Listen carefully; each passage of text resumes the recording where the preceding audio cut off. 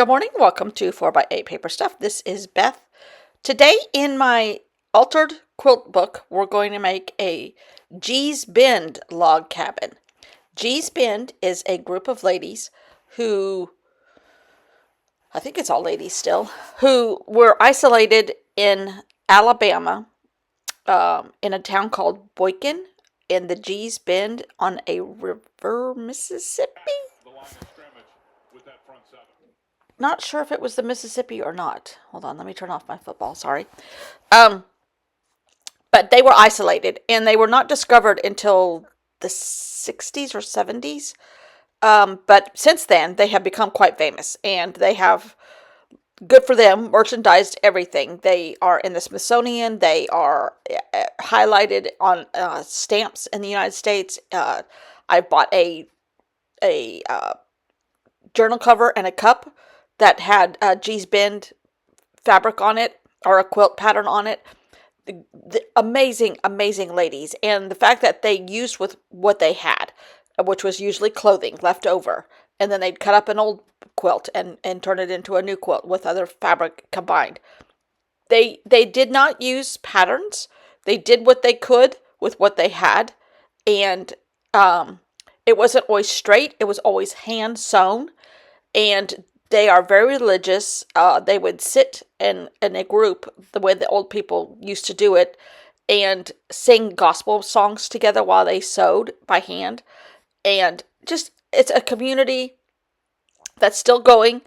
And the third, maybe fourth generations are in on it now and making beautiful quilts. They're not cheap anymore, rightly so. But they still don't use patterns, I don't think. They just kind of are free-forming quilts, and I love them. And so I'm doing their version of a log cabin, trying to pick out all this paper and clean out this bin a tad, which I actually really did. A lot more than I thought I would, actually. But I'm starting to see a pattern in my colors. Maybe because it's what the paint colors that I use a lot, pinks and yellows, and I think I say this again at the end, but this is so meditative, so meditative. I sat here with preseason football going, and the channel went out, so I'm watching Robin McClendon on a video that I've already watched, and just listening to her talk about her inspiration and how she makes things and what she does in her own practice when she's not filming, just is very inspirational to me and very meditative. And I'm just going for it here. Kind of like how I sew. I'll take a long strip, sew it next to something, and when I'm making a quilt like this, and then trim it off, and which is against all the quilt police rules and regulations, but I don't care. It's how I roll. It's how I make my logs, if I'm doing a log cabin, especially. But really thoroughly enjoyed this. Is it a great quilt pattern for me? I don't know. I probably could do this in a quilt pattern and be thoroughly fine with it. Could I do this and use this paper for something else? Yes. Yes, that's a big yes. I thoroughly love this paper now that once it's all finished. Spoiler alert, I love this as paper. And I might just put this in my book. Who knows? Anyhow, it's beautiful. It's just nothing but scraps. Nothing but scraps. And individual blocks. Believe it or not, there are individual blocks in here. Every time I have a little bit of a square that goes in the middle, that is another separate block. And the quilt from the G's Bend ladies are separate blocks, and then they've sewed them together. It's kind of like improvisational, but love this. This was fun. I should remember this more often as a good way to break my scraps up a little bit and kind of get out some old stuff. It could be done in Christmas colors. It could be done in Christmas paper. It could be done in Allie Edwards paper. It could be done in all kinds of stuff. It could be done and then photographed and to Procreate and altered a little bit, or used as a header for a journaling card, used as a solid piece of paper for a resting spot in a pocket journal, the Project Life people's quilts. Paper project journals, scrapbooks. Anyhow, it can be done. It can be used in a myriad of ways, and I plan on using it in a myriad of ways because I love this. Now, I added a couple extra touches at the end, and I'll talk about that because I do come on without a voiceover and kind of finish it off. But holy mackerel, Beth, do this more often. Do this a lot because this was thoroughly enjoyable, relaxing.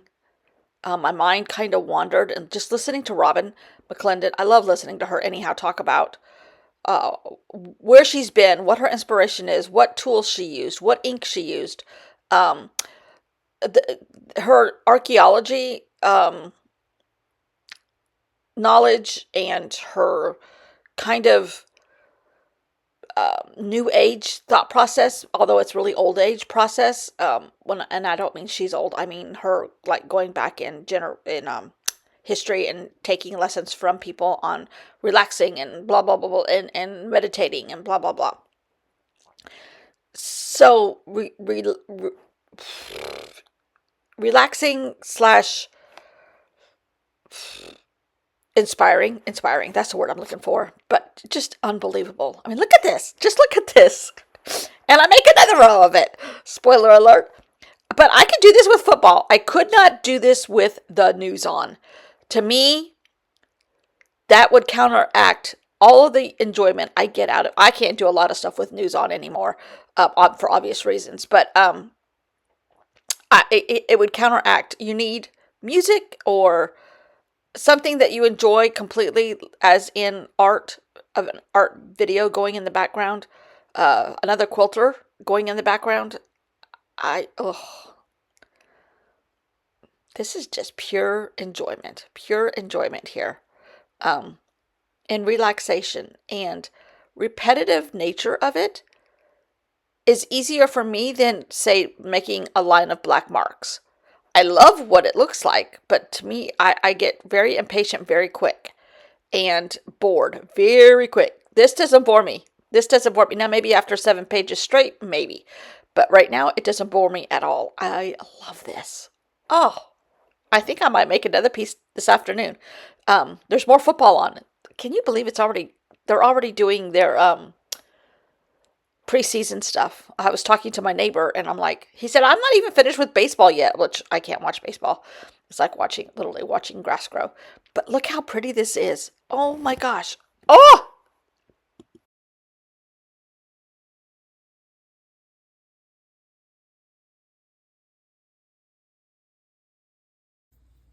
I don't know, because I haven't done the voiceover yet, but I cannot tell you.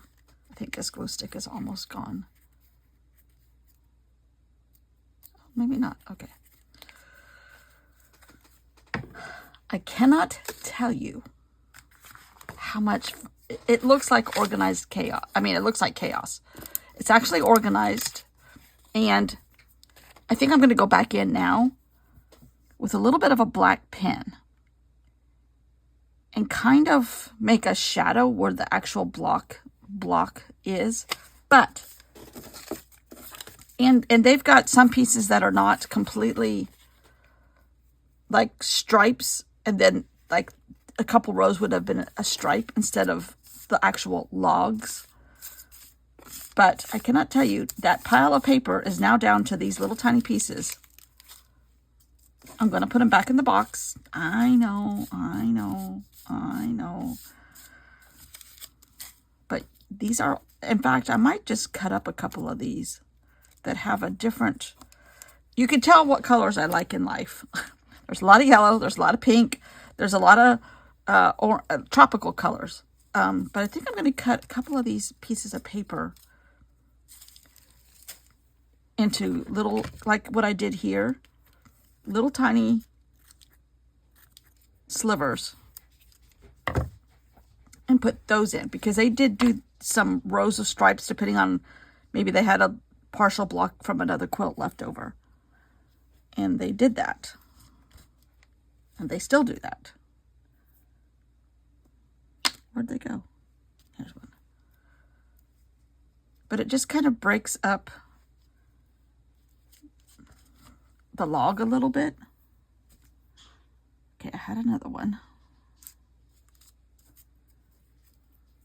I thought I did. I think the husband's getting ready to get in the shower, which means the dog is going to bark. Ooh, this side's silver. I might use that. Silver and red. What else is here? Oh, here's a good one. Even like a triangle. I might try to do triangles. A wonky triangle. And put it in places.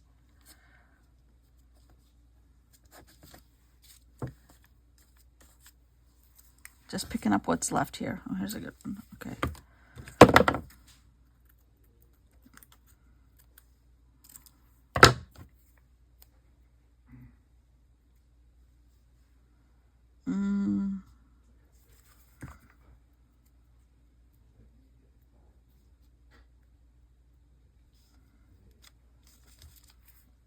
My husband's talking to the dog.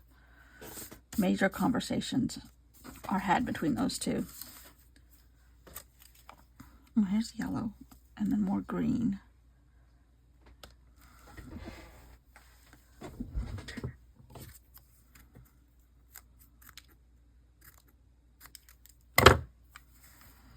One of you just came back from 2 days of traveling. Welcome back. You may not be here yet, but because I'm sure I'm not a priority. But I've missed you. Oh.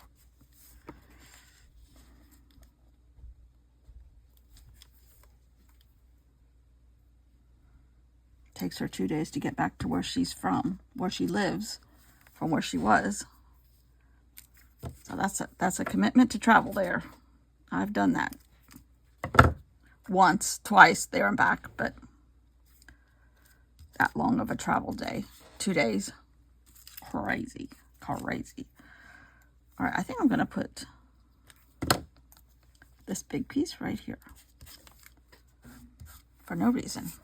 Now, I want to get black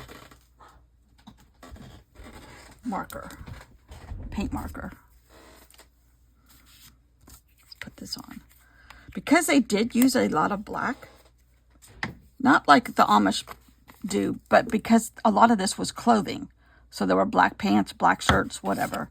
I'm going to put some black in here, and I think it needs that. And I'm kind of thinking I'm going to kind of put borders between the blocks as if they had sashing. Maybe. Well, it's too late now. I already did it. And they're not all the same size blocks purposely.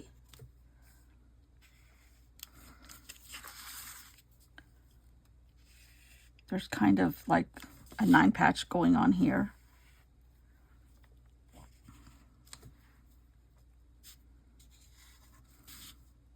Well, I think they're all about the same width. Height.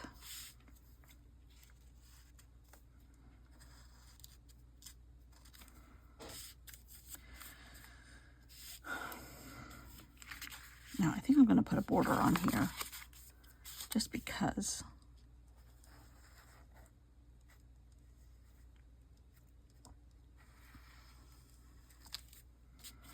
I don't know what to call this one.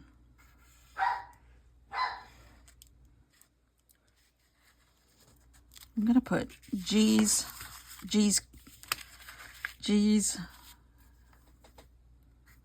the town, Boykin, Alabama, and G's Bend is the bend in the river, I think.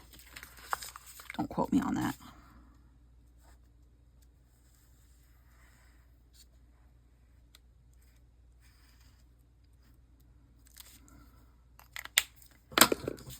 Okay, let's cut this. Oh, I love that. Does it bother me that this one has writing on it and no, none of the other ones do? Well, there's a couple, a little bit here and a little bit there, but that does not bother me. But I think I'm going to do this in, is this black or blue? That's blue. I want black.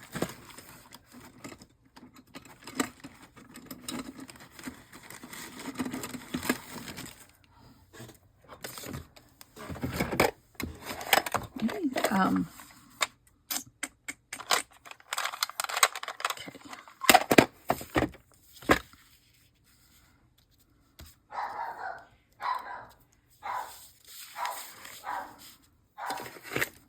He's fine. He's just worried that my husband's going down the drain in the shower.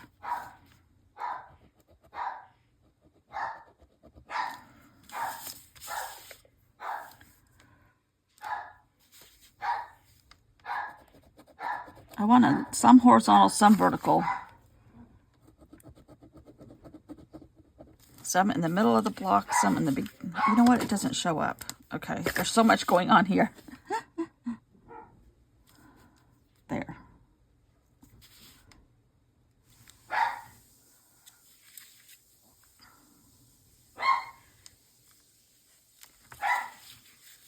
Yeah, I think this helps quite a bit, in my opinion.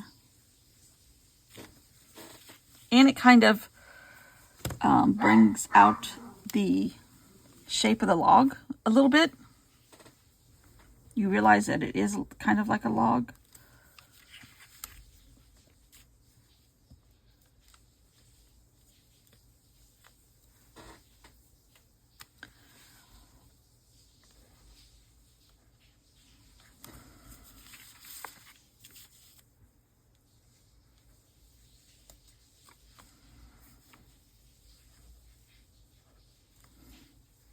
I seem to have done a lot of 2s, but it doesn't necessarily have to be a 2. Oh man, I love this. But you know what? It's starting to look a little, and they're never straight. So therefore, my block's not straight. They come out a little wonky. This one, I think, is photographed, so it looks straight, but it's not straight. I think I'm going to put a little white in here, too. Kind of like a white stripe, also.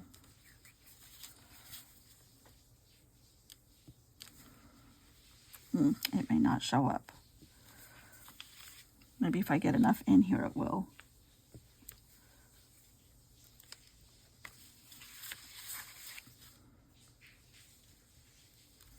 Trying to go around and choosing the darkest colors to add the white stripe to.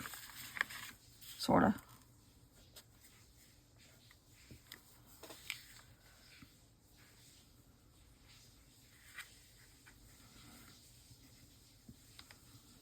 I love this. There's just something about it. Geez.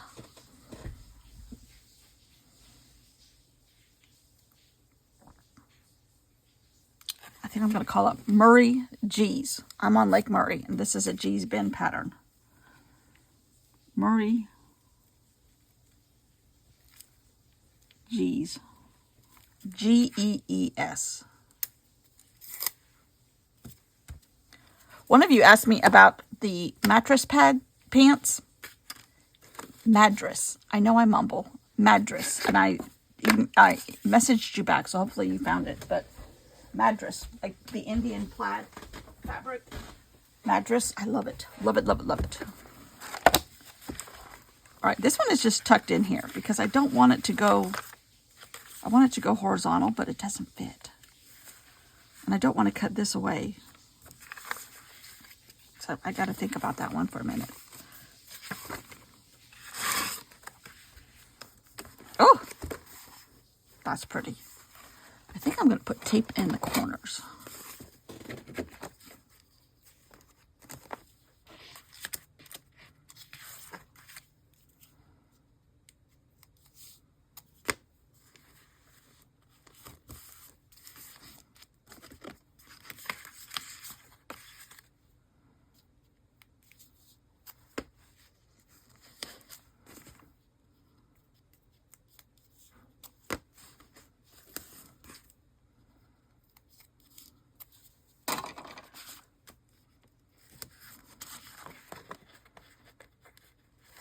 I'm starting to write a couple little stories with these. I don't think I've printed it yet. I wrote the one for the landslide one, just representing our trip. If I remember, I'll try to read it to you in the voiceover. It's not poetic or anything, but a little bit poetic.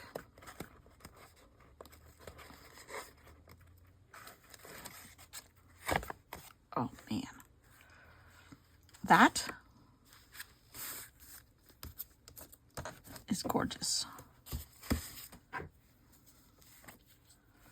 think this is a bigger, thicker paper. I think I'm going to put a little sticky under that little piece right there.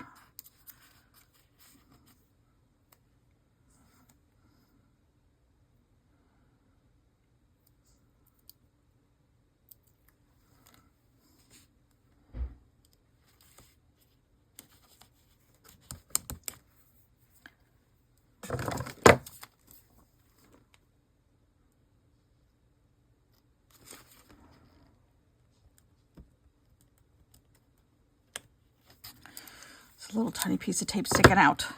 Okay, it'll get dirty, hopefully. I love this. This is not a block inspiration. However, I think I'm going to put this in here too. I love this as a piece of paper. So they're bouncing off each other at times in the best sort of way. In the best sort of way. And you know, if you don't have paper scraps, you could do this with washi tape. Some of us have extensive washi tape collections. Ooh, I just thought of something. Ooh. I have a huge roll of black and white. I'm like, how am I ever going to use that? But I could cut this thing up into strips. And that could be like the neutral side. Where is that one? The first one I made. How this one has neutral on this side. This is a log cabin also. Same pattern. I think this is washi paper. It's not washi tape. But because of all the different stuff going on here, forever and ever. Well, at least for 12 inches almost. And I wonder if I can paint on here. I probably could paint, but I wonder if you can like marker.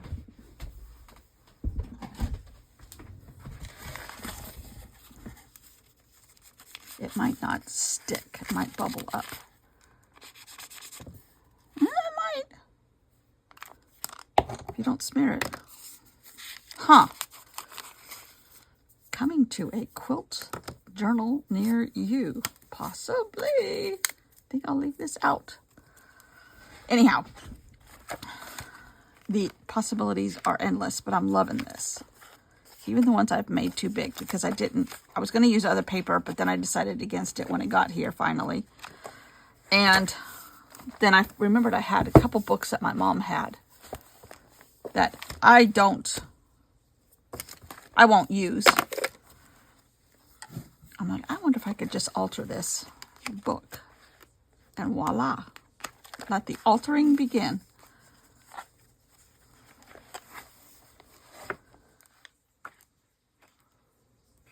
Oh,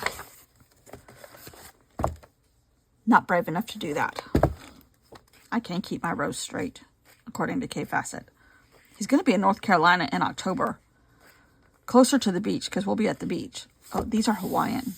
Oh, traditional Hawaiian. Oh my God, look at this orangutan.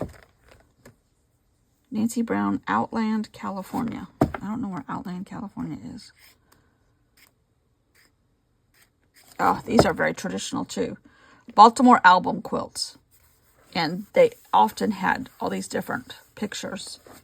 Hand appliqued or hand stitched. Kind of like what that lady's doing, or that person. Deidre McElroy. who wrote this? No. Yeah.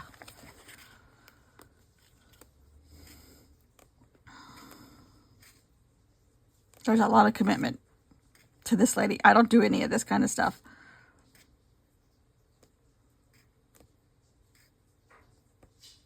Nor can I wear a thimble. But I can make a log cabin. Okay.